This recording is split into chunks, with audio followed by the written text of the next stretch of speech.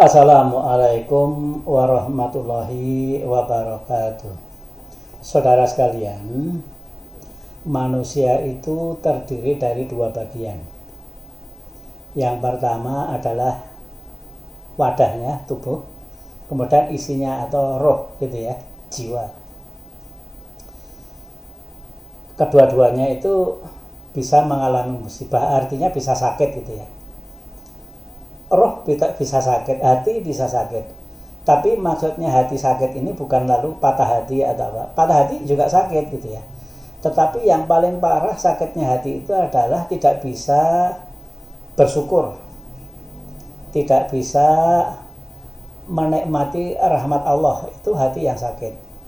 Jadi misalnya orang yang selalu tidak puas, orang yang selalu menghujat, orang yang selalu ingkar nikmat lah. Jadi misalnya sudah mendapatkan kenikmatan seorang karyawan gitu ya, sudah mendapatkan kenikmatan gaji, tapi selalu masih mengumpat, wah saya digaji rendah. Itu kan mestinya sudah alhamdulillah. Misalnya dulu pernah ada yang mengatakan bahwa ketika hujan rumahku bocor, harusnya alhamdulillah aku masih punya rumah. Jadi bersyukurlah gitu ya. Orang yang tidak bisa bersyukur, orang yang sombong, orang yang suka mengumpat, itu tanda hatinya sakit. Tetapi fisik itu juga bisa sakit, tubuh ini juga bisa sakit. Misalnya patah tulang, kemudian batuk, pusing, tekanan darah tinggi, penyakit gula dan sebagainya. Itu kan fisik. Cuman sayangnya manusia itu lebih berpikir tentang bagaimana menyehatkan fisiknya, bukan menyehatkan hatinya. Menyehatkan fisik perlu, tetapi cobalah lihat hati kita, apakah hati kita itu sakit. Karena ada pepatah mengatakan di dalam jiwa yang sehat terdapat badan yang sehat. Jadi kalau insya Allah jiwa ini sehat, suka tersenyum, suka menolong, tidak pernah menghujat orang lain, bisa bersyukur, insya Allah nanti badannya itu sehat. Tetapi kalau isinya itu hanya iri dengki, menghujat, tidak puas, sombong, akan mempengaruhi pada badannya. Jadi yang pertama, badan kita sehatkan harus, tetapi jiwa itu harus kita sehatkan lebih dulu. Itu ya. Kemudian ada yang mengatakan bahwa bukankah segala sesuatu itu sudah diatur oleh Allah. Misalnya dia mengkaitkan apa yang ada di dalam batin sama dengan apa yang terlahir dalam bentuk fisik.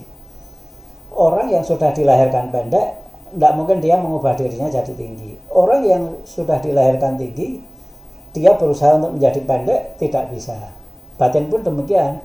Kalau sudah ditakdirkan jadi orang jahat, nah sudah, itu istilahnya lalu orang Jawa mengatakan wis gawan bayi. Sebenarnya enggak. Fisik memang itu sudah takdir. Jadi apa-apa yang wujud itu ada hak manusia di situ untuk mengubah, tetapi ada hak manusia yang tidak bisa mengubah. Jadi misalnya bumi bulat, kemudian kita mau mengubah menjadi datar, menjadi kotak, tidak bisa. Angin, matahari, termasuk tubuh kita ya, kalau kita sudah menjadi orang Jawa merubah diri menjadi orang Batak tidak bisa, menjadi orang Cina tidak bisa, menjadi orang Eropa tidak bisa. Itu sudah sesuatu yang tercipta pasti utuh selesai gitu.